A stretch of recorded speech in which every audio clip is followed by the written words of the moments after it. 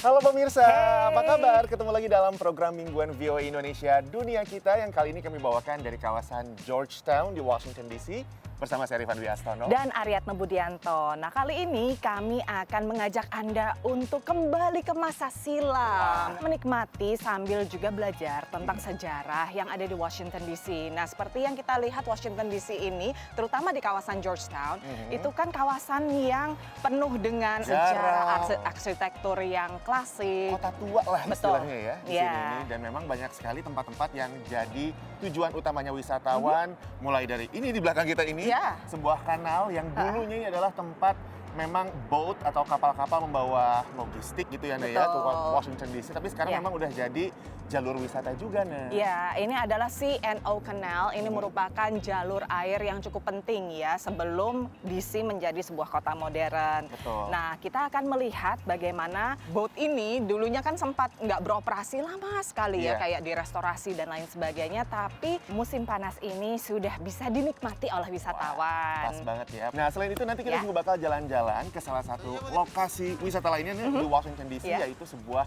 pasar makanan laut. Wow, pasar seafood ini Pasar favorit seafood. saya dong. Wah, yuk kita jalan-jalan yuk. 1, 2, 3. Hey, lock!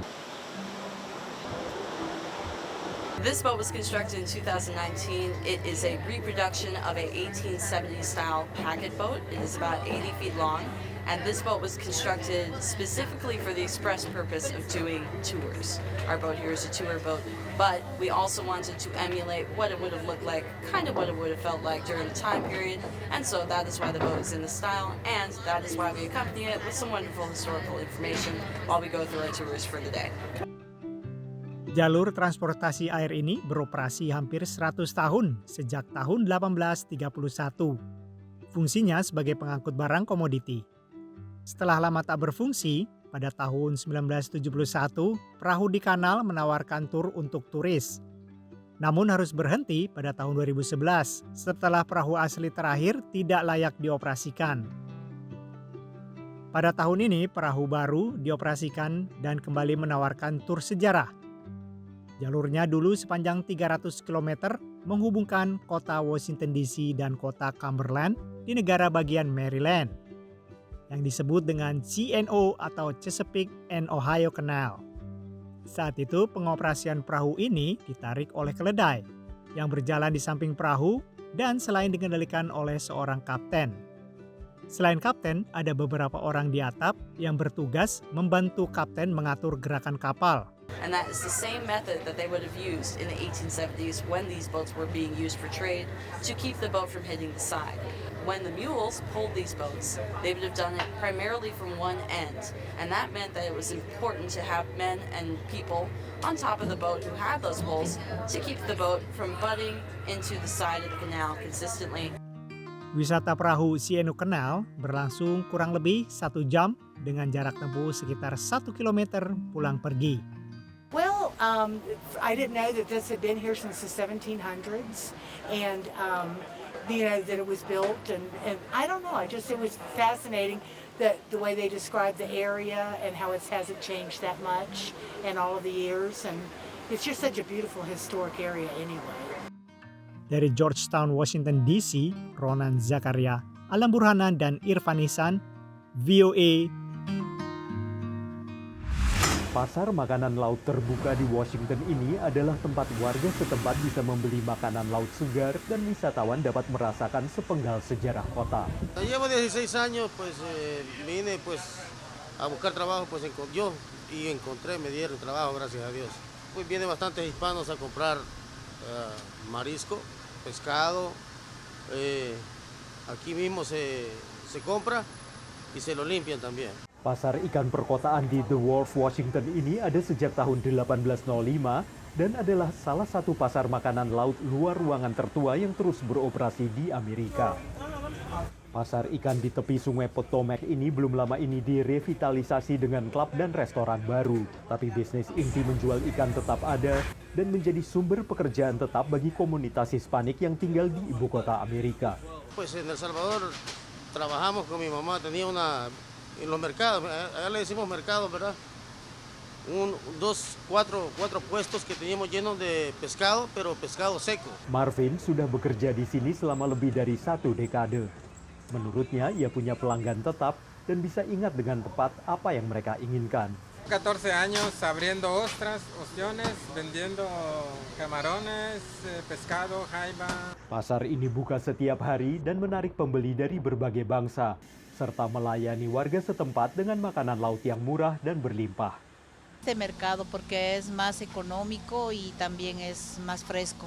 Vine a comprar salmón y catfish y también camarones. Ketika pasar ini dulu dibuka, hasil laut langsung dijual dari kapal nelayan. Selama bertahun-tahun kemudian, barang mulai diangkut dengan truk dan pengunjung dilayani dari tongkang yang berlabuh di dermaga. Fortunately, we have a lot of repeat customers, a lot of loyal customers, and we're in a great area. I think it was 1934 when it first started. You couldn't foresee all this, but the people before us worked really hard, so we'd have something here. And Pasar ikan ini dianggap sebagai tempat bersejarah, tapi tidak ada sejarah kelam di sini. Pasar yang berkembang pesat ini mengalami kebangkitan kembali di bagian wilayah Washington yang baru direvitalisasi. Dari Washington DC, VOA. Lah, Van, kok airnya cuma segini? Ini kalau lagi musim selokan. dingin emang jadi menyusut debit Oh, menyusut. airnya. Ini Oh, kapalnya iya. tuh di belakang kita ini nih. Oh iya, Ini pun benar-benar. mereka lagi nggak beroperasi selama musim dingin ini ya karena ya gimana mau jalan orang jadi batu. Dan lagi pula dingin juga ya, Betul. jarang wisatawan yang kesini. Nah pemirsa, habis ini kita akan melihat upaya-upaya untuk konservasi. Ini konservasi bukan hanya sejarah, tapi juga tentunya warisan budaya, fauna juga. Betul. Sekali. Nanti kita lihat seperti apa kisahnya. Jangan kemana-mana, tetaplah di Dunia kita.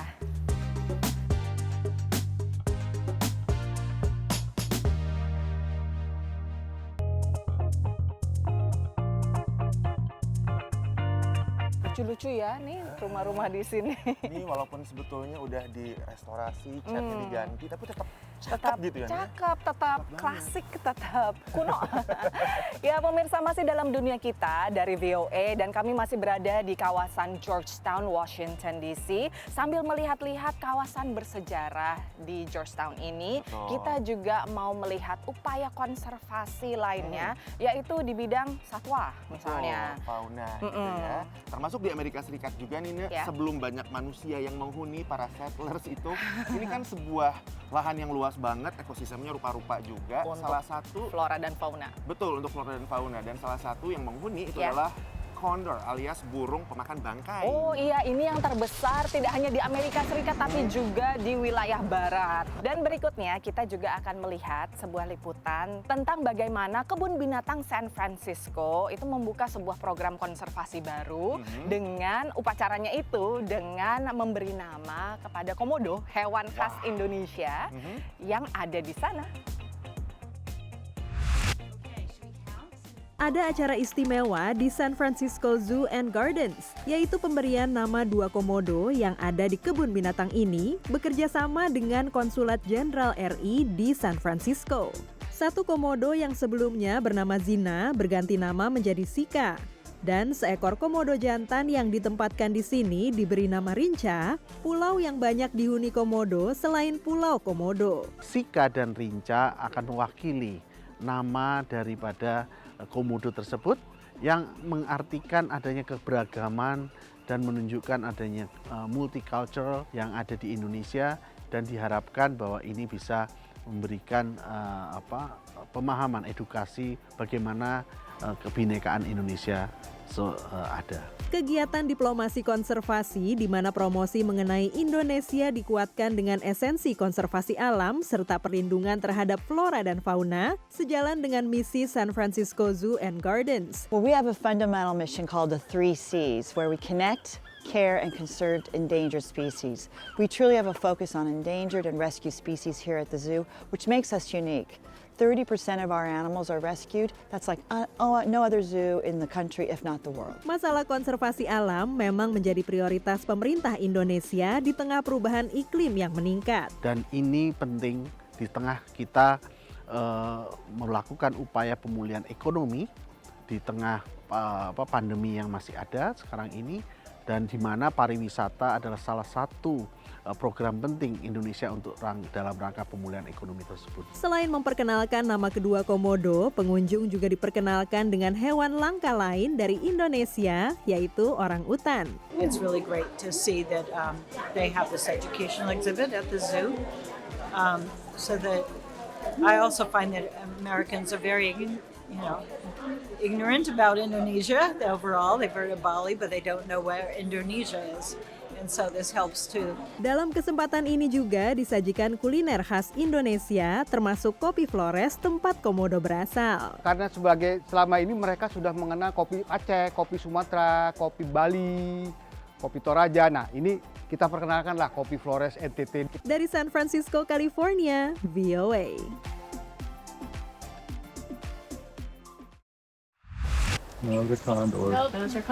Mereka adalah kondor California pertama yang terbang di atas hutan barat laut Amerika setelah lebih dari 100 tahun.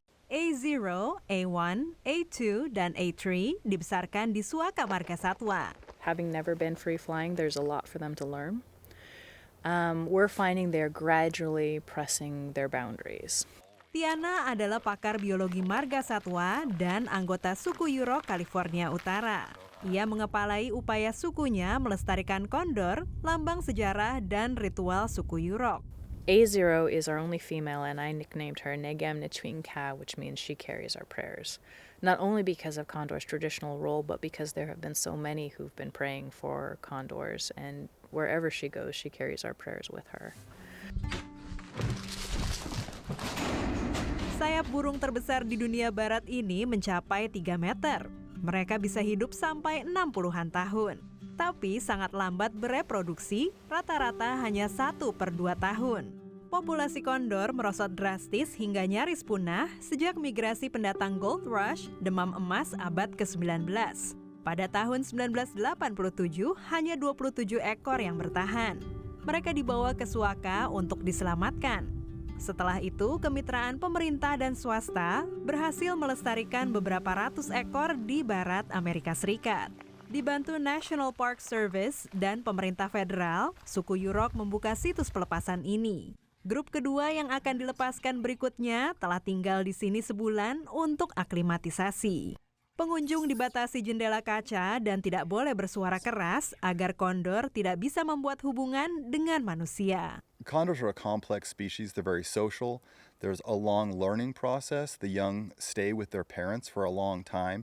So it's not like other raptor species where you can just throw them out into the wild and instincts take over and they can figure things out. Setelah dilepas pun mereka sering mampir kembali. GPS dan radio digunakan untuk memonitor.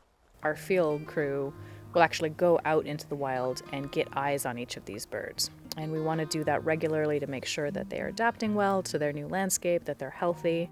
Dari ratusan fans webcam hingga para sesepuh suku Yurok yang sudah berpuluh-puluh tahun menanti kembalinya mereka ke alam, kondor merupakan sumber inspirasi. I see it in our people's eyes. I see it when they talk about it. A part of who they are was restored. A piece of who they are was brought back. Dari Klamath, California, VOA.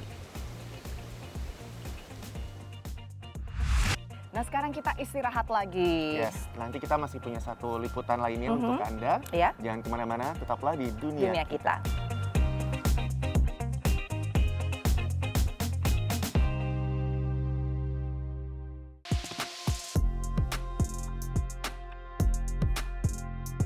Masih dalam Dunia Kita, masih di kawasan Georgetown, Washington DC, sebuah kawasan historik. Dan ini juga kita tadi sudah bicara banyak soal pelestarian. Betul. Nah, sekarang kita mau bicara soal sesuatu yang lekat dengan hati kita, yaitu bencana yang terjadi di Indonesia. Betul sekali. Kalau misalnya teman-teman ingat beberapa saat yang lalu terjadi gempa bumi di kota Cianjur, Jawa Barat. Ya. Dan memang banyak sekali korban jiwanya dan juga kerusakan-kerusakan material yang terjadi di sana. Dan diaspora Indonesia di Amerika Serikat tentunya tergerak untuk bisa membantu mereka yang menjadi korban di sana. Seperti berbagai kabar bencana di tanah air yang terjadi sebelumnya, gempa di Cianjur ini juga langsung mendapat respon dari warga diaspora Indonesia di Amerika Serikat. Warga diaspora yang berasal dari berbagai wilayah di Indonesia itu menunjukkan kepedulian mereka dengan berbagai cara dan kapasitas masing-masing. Seperti Indonesia Relief USA, organisasi kemanusiaan Indonesia di ibu kota Amerika Serikat, memberikan bantuan air minum bekerja sama dengan mitranya di Indonesia, Yayasan Bina Swadaya. Sampai saat ini khusus untuk Cianjur sudah terkumpul $3.000 yang kita salurkan untuk menjawab tantangan darurat ya. Kami juga sedang menjejaki itu untuk bekerja sama dengan universitas terdekat di Jawa Barat. Pengadaan air bersih itu bisa untuk jangka panjang. Jadi bukan hanya karena Cianjur kena gempa, karena mendapat laporan dari lapangan bahwa air bersih itu suatu masalah yang memang sudah lama, tapi gempa ini membuat lebih mengedepankan persoalan air bersih ini. Kami ada pledge sekitar 5.000 dan masih penggalangan dana masih berlanjut. Dana bantuan berasal dari berbagai pihak, mulai dari kelompok pengajian, Masjid Diaspora Indonesia Imam Center, hingga dari acara perayaan Natal bersama yang diadakan di Wisma Indonesia awal Desember lalu. Sementara itu, Diaspora Indonesia Los Angeles melakukan penggalangan dana lewat bazar makanan dan produk Indonesia. KJRI di sini adalah sebagai fasilitator. Jadi ini saya sangat terenyuh, saya sangat bangga dengan ide-ide yang luar biasa untuk memberikan bantuan kepada saudara-saudara kita yang sedang menderita dan sedang mengalami musibah di Cianjur. Ada juga lelang lagu yang digagas musisi Cakwit and the Gang. Ya kebetulan kita juga satu band lah gitu. Yuk kita bikin acara, yuk kita musisi aja. Kalau musisi kan benderanya itu istilahnya nggak ada konfliknya ke masalah agama, ke masalah kesukuan ataupun masalah yang lain. Jadi kayaknya musisi itu dan seni dan budaya itu lebih netral kemana-mana. Acara yang diadakan awal Desember itu mengumpulkan dana sebesar $20.000 yang disalurkan ke warga Cianjur melalui Palang Merah Indonesia. Dari Alexandria dan Fairfax, Virginia, Yuni Salim dan Utami Hussein dan tim VOA. Semoga lebih banyak diaspora Indonesia dan juga warga Amerika Serikat yang tergerak untuk membantu korban di Cianjur. Semoga pemulihannya juga lebih cepat ya di sana. Betul, bisa iya. segera kembali. Dan juga terutama supaya komunitas Amerika di sini juga lebih mengenal Indonesia lah ya. Betul. Lebih menjalin persaudaraan lah di sini. Nah, pemirsa, sudah 30 menit tidak terasa kami menemani Anda dalam dunia kita. Waktunya untuk undur diri dulu. Tapi kalau misalnya Anda ingin menonton lagi dunia kita atau program VOA yang lainnya, langsung aja kunjungi situs kami www.voaindonesia.com. Bisa cari dunia kita di situ. Betul. Atau juga di situs YouTube VOA Indonesia tentunya. Yes, dan jangan lupa juga untuk jadi sahabat VOA Indonesia dengan follow semua kanal media sosial kami di Facebook, Twitter, dan Instagram. Betul. Dan kalau Anda punya pertanyaan soal Amerika Serikat, apapun itu, langsung kirim video pertanyaan Anda langsung lewat direct message ke Instagram VOA Indonesia. Betul. Kalau gitu kita pamitan dulu yuk. Ya. Kita pamit dulu dari Georgetown di Washington DC, saya Rifan Dwi Astono. Dan Aryatna Budianto, sampai ketemu lagi minggu depan pemirsa. Stay safe and stay healthy. Dadah.